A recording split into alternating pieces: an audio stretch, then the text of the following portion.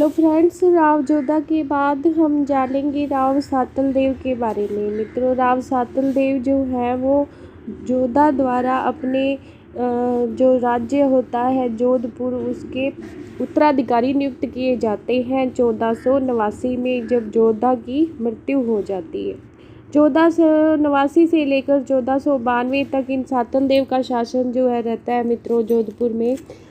मित्रों, सातल देव के बारे में विस्तार से जानने से पहले मेरी आपसे रिक्वेस्ट रहेगी कि मेरे चैनल को लाइक, सब्सक्राइब और शेयर ज़रूर करें। मित्रों, सातल देव जो है राव जोधा के छोटे पुत्र होते हैं, जैसा कि हम जान चुके हैं कि ये इनकी रानी जसमादे के पुत्र होते हैं। ये अपनी सास ससुर से देवी, इनके ससुर का नाम जो होता है वो होता है देवी दास। सातल देव के ससुर का क्या नाम होता है? देवी दास। और देवी दास से ये कुंदल का प्रांत लेकर अपने साम्राज्य का विस्तार करते हैं। मित्रों, देवी दास से कुंदल का प्रांत लेकर ये अपने राज्य का विस्तार करते हैं सातल देव। और सातल देव के बारे में प्रसिद्ध है कि इन्होंने जैसलमेर में अपने नाम से एक कस्बा बसाया जिसका नाम था सातलमेर। क्या नाम था? सातलमेर। मित्रों, इनके शासनकाल की एक प्रसिद्ध कहानी है कि 1490 में अजमेर का हाकिम, जिसका नाम था मल्लू खां, इस मल्लू खां ने सातल देव के छोटे भाई, जिसका नाम था वर सिंह को छल से अपने पास बुलाया और इसका अपहरण कर लिया, इसको बंदी बना लिया। तो इसकी सूचना जब सातल देव के पास पहुंची तो उसने अजमेर पर चढ़ाई कर दी।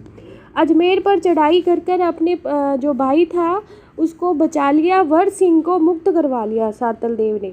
मित्रों, इसके बाद क्या था, ये मल्लू खां जो था इसने गुस्से में आकर मेड़ता पर चढ़ाई कर दी। तो मेवाड़ के पास एक युद्ध हुआ मल्लू खां और सातल देव में, जिसको मल्लू खान को बुरी तरह पराजित किया। किसने? सातल देव ने। मल्लू खां जो है वो युद्ध का मैदान छोड़कर भाग गया। जब मल्लू खां की सेना मित्रों युद्ध मैदान से भाग रही थी तो उसी समय पिपाड़ नामक एक स्थान था।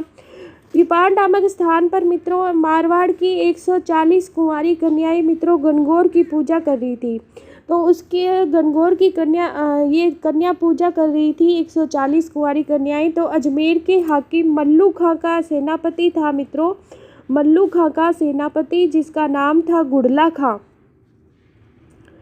क्या नाम था? गुड़ला खां। इस गुड़ला खां की नज़र इन 140 कुंवारी कन्याओं पर पड़ती है और वो इन कुंवारी कन्याओं का अपहरण कर अपने साथ ले जाता है। मित्रों, इस घटना का पता जब जोधपुर के शासक सातल देव को चलता है तो गुड़ले खां पर आक्रमण कर इन कुंवारी कन्याओं को मुक्त कराता है। सातल देव कुंवारी कन्याओं को मुक्त कराता है।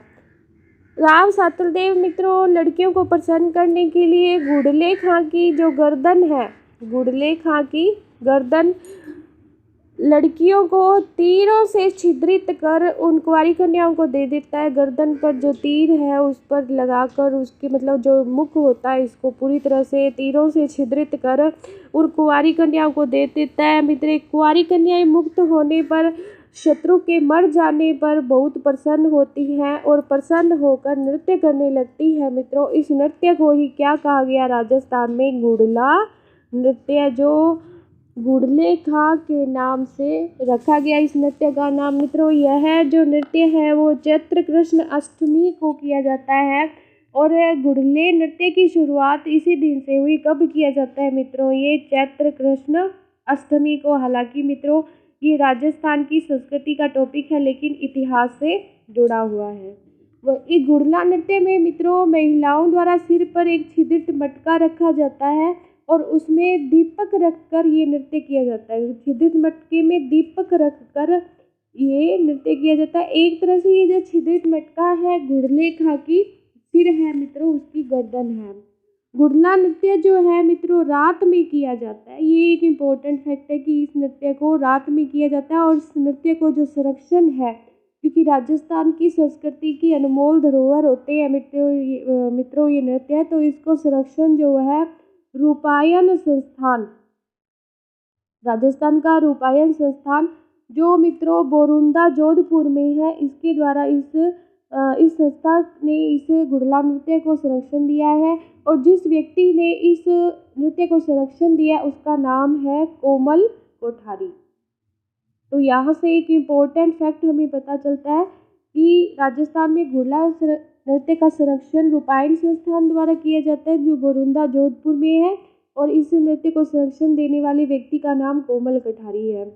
मित्रों, जब सातल देव इन कुंवारी कन्याओं को मुक्त करा रहा था तो इस युद्ध में वह घायल हो गया और 13 मार्च 1492 को सातल देव की मृत्यु हो जाती है। सातल देव की रानी जिसका नाम होता है फूला बटियानी, क्या नाम होता है? फूला बटियानी, यह जोधपुर शहर में फूले लाव तालाब का निर्माण करवाती है। तो मित्रों, यहाँ से प्रश्न बनता है कि फूले लाव तालाब का निर्माण किसने करवाया? तो सातल देव की रानी फूला बटियानी ने इस तालाब का निर्माण करवाया। अब जानते हैं मित्रों गिंदोली। मित्रों, ये गिंदोली जो थी अजमेर के मुस्लिम सेनापति गुडले खां की पुत्री थी। किसकी थी? गिंदोली गुडले खां की पुत्री थी। तो मारवाड़ का राव जोधा का पुत्र सातल देव जो है 1491 में अजमेर से गिंदोली को उठा लाता है जो गुडले खां की पुत्री होती है और अपने रंग महल में रखता है। गिंदोली जी ने महाराज सातल देव से अनुमति प्राप्त कर अपने पिता की याद में मित्रों गुड़ला त्योहार व मारवाड़ में प्रारंभ करवाया। मतलब ये गुड़ला त्योहार जो है वो गुडले खां के नाम से मनाया जाता है और मारवाड़ में मित्रों इस त्योहार को प्रारंभ करने का जो श्रेय है वो किसको जाता है? गिंदोली को जाता है।